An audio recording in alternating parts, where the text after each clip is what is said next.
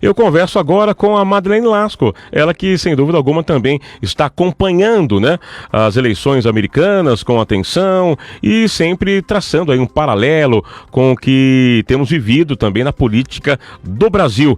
Especialista aí em marketing político, especialista em comunicação. Eu, na abertura que fazia agora há pouco, falava sobre as questões que envolvem esse mundo da comunicação moderna, informação, desinformação, tempos de fake news. Madeleine Lasco, tudo bem com você? Uma ótima tarde. Oi, Márcio, uma ótima tarde para você, para todo mundo que está ouvindo. É um grande prazer falar com nossos irmãos que vivem aí na Flórida. Eu que tenho tantos amigos, irmãos amados por aí, nesse dia, né, que movimenta tanto o coração do expatriado, né? É verdade. Um dia em que a gente fica com o coração na boca, porque é uma eleição difícil da gente entender como funciona, né, Márcio? Não é tão simples na nossa cabeça. Nem na do americano é, né? Na nossa é um troço complicado. É verdade, é verdade. É um sistema que foge muito ao habitual, né? Aquele que a gente aprendeu até participar, né? No Brasil. Mas dentro dessa questão que até tem relação com o seu dia a dia, né? Você que tem uma longa história dentro do jornalismo, né? E atuando diretamente com essas questões também do universo político no Brasil e sem dúvida alguma, como eu disse também, com um olhar, né, mais global, atenta às coisas que acontecem aqui nos Estados Unidos, que de uma certa forma acabam também ditando uma tendência para o mundo como um todo. Como é que você tem visto até mesmo o interesse do brasileiro? Agora, na abertura do programa, eu conversei com o jornalista Reinaldo Gotino, ele me falava sobre o interesse, né, que essa eleição despertou aí no Brasil. Você também compactua dessa observação? O brasileiro acabou se inteirando mais também sobre a eleição americana? Não é sobre a eleição. Na verdade, a gente tem um fenômeno. Na verdade, olha que interessante, Márcio. É a primeira eleição dos Estados Unidos que eu não cubro a eleição mesma. Mesmo assim, eu já fui credenciada do governo norte-americano para cobrir várias vezes. Nessa vez eu estou cobrindo o quê? A interferência dos mecanismos de redes sociais, que hoje são classificados pelo Departamento de Justiça dos Estados Unidos, pelo DOJ, como instrumentos de warfare, como mecanismos, inclusive, de terrorismo doméstico e de interferência de outros países em processos democráticos internos, como efetivamente ocorreu neste processo eleitoral.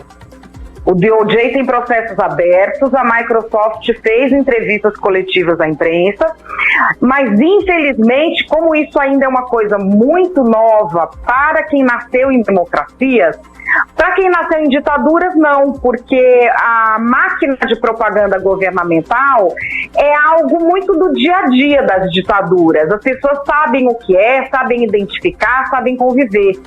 Nós que nascemos em democracia, não. A gente fica pensando que a máquina de propaganda é o assunto que está sendo falado, é direita versus esquerda, que se você é contra um cara, você fala mal dele, que se você é a favor, você fala bem dele. A gente pensa essas coisas. E é assim que a máquina de propaganda de alguma ditadura engole eleições democráticas. E é essa tentativa que se fez. Aliás, é interessante porque coisa dos radicais. Dentro do que você está falando, até para ilustrar essa sua fala, né?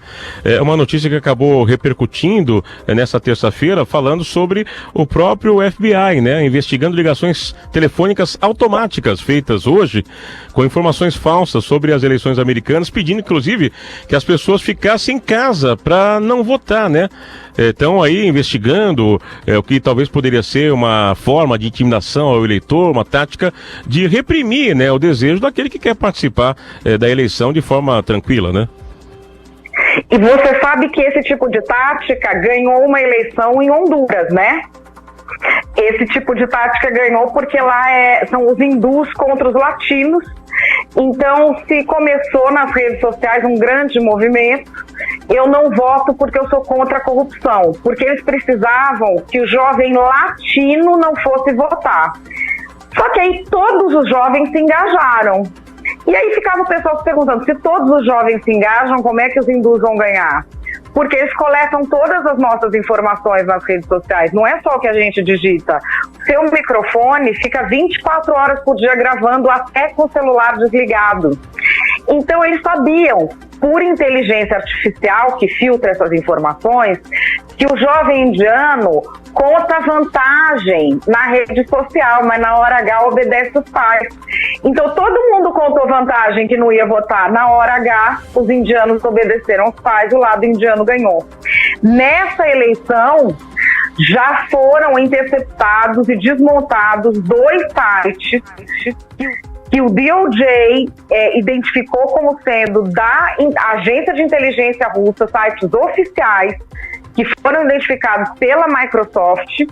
Eram sites que funcionavam como se fossem sites jornalísticos, com editoriais fortes, palavras sempre muito fortes, engajadas, contratavam jornalistas norte-americanos para escrever, não ficavam cerceando muito o texto, não ficava censurando nada disso, contratava mais ou menos pelo estilo, pagava direitinho, como fazem todas as publicações de países democráticos, só que organizavam e distribuíam a informação de forma estratégica. E olha que interessante, um site era a favor do Trump e um outro a favor do Biden. Um bem de esquerda e um bem de direita. Pois é, né? Ou seja, a pessoa fica pensando assim, a Rússia e China são comunistas, então é esquerda.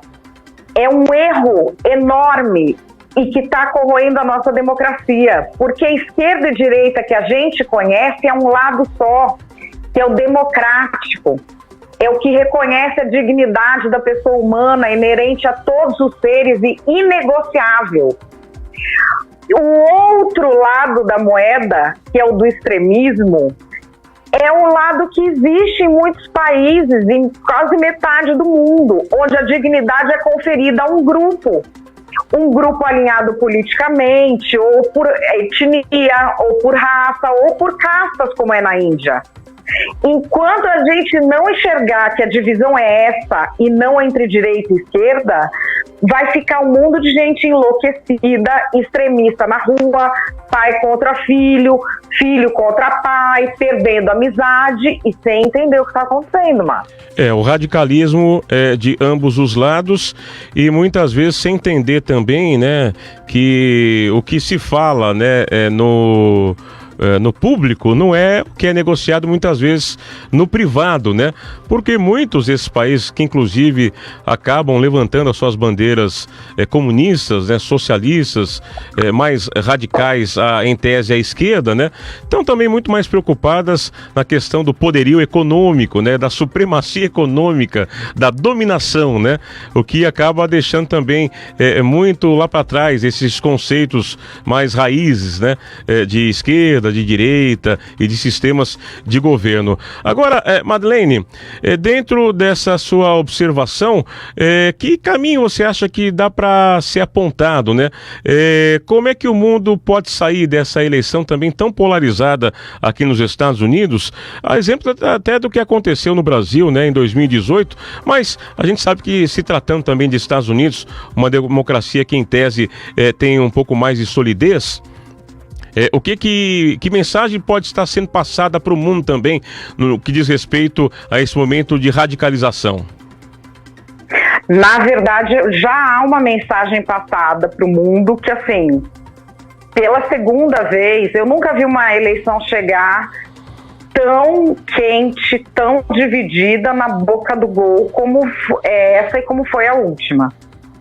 E pela primeira vez, isso nunca aconteceu, de um presidente norte-americano ameaçar, questionar ou judicializar a vontade das urnas. Esse é um problema completamente novo que o presidente Trump criou para as democracias no mundo, porque isso não tem nem previsto na lei americana, porque nunca se pensou em fazer isso. Aqui no Brasil, Bolsonaro disse isso, Aécio disse isso, todo mundo disse isso porque é bem esculhambeiro o negócio.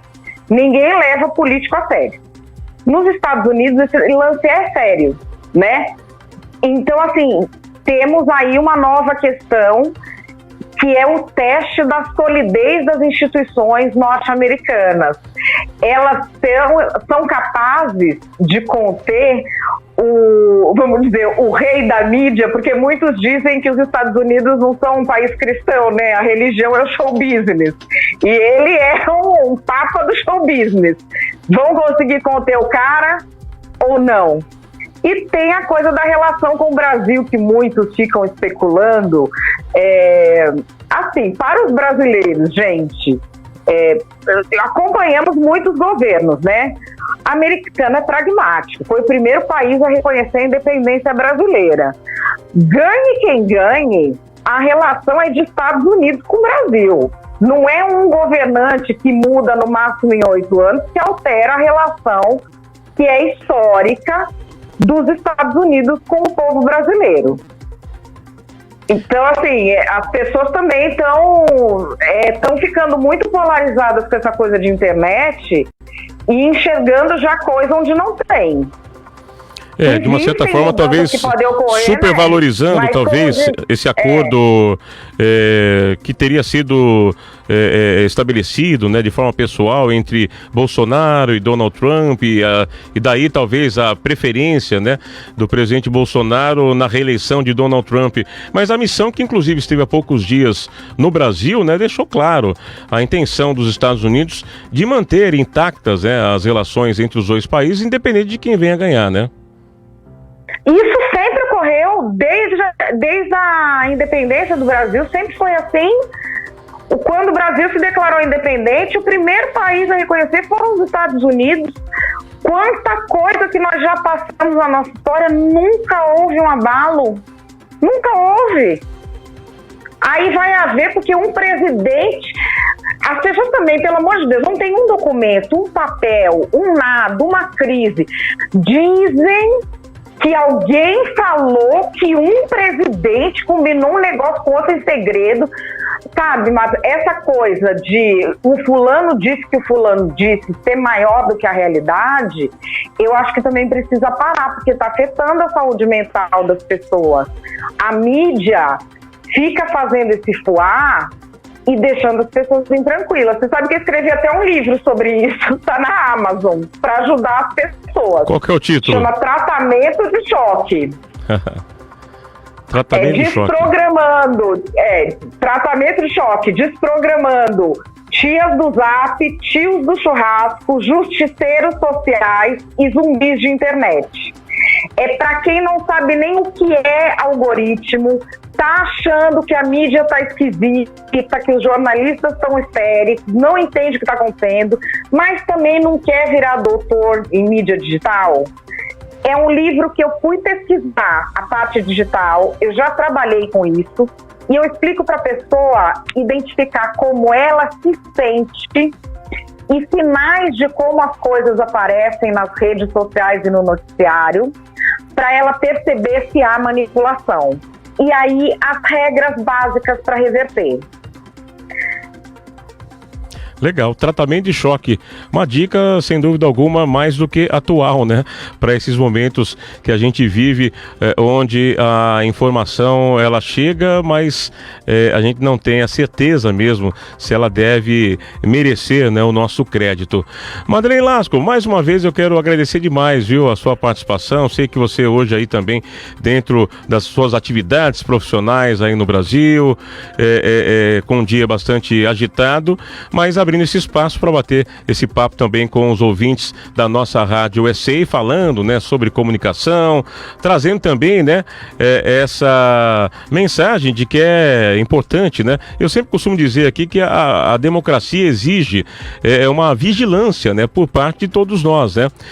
E que as paixões muito exacerbadas dos dias de hoje têm muitas vezes neutralizado nosso poder de raciocínio, de análise, de avaliação com certo distanciamento, né?